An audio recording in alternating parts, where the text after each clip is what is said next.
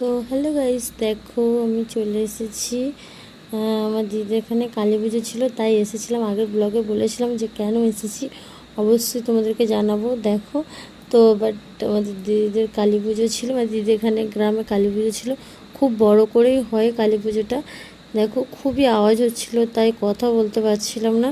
But বাড়িতে এসে ভয়েসটা দিয়ে তোমাদের সাথে কথা বললাম।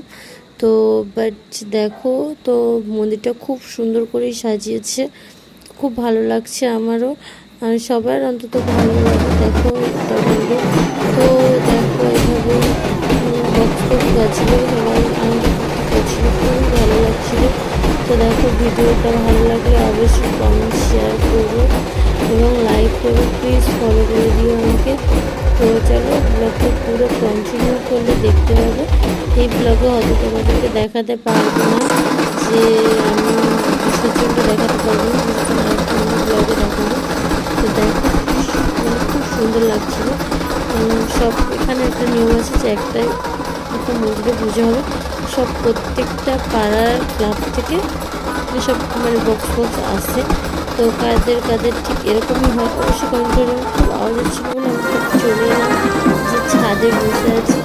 ভেবেছিলাম কি রে চলে এলাম, বসে আর ভালো লাগছে না, ওখানে খুব গরম হচ্ছিল, তাই চলে এসেছি।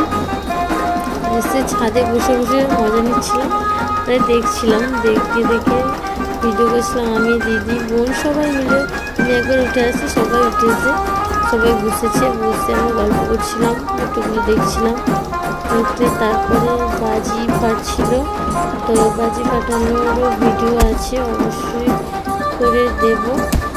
তো চলো, আপনার দিদি ডালা দিতে এসছে, ডালা দিতে এসছে। কেন ঘুরে ওইরকম করছে। তো দেখো ঠাকুরটা তো অসাধারণ লাগছে। মা যখন বিসর্জন, সত্যি জয় মা। জয়।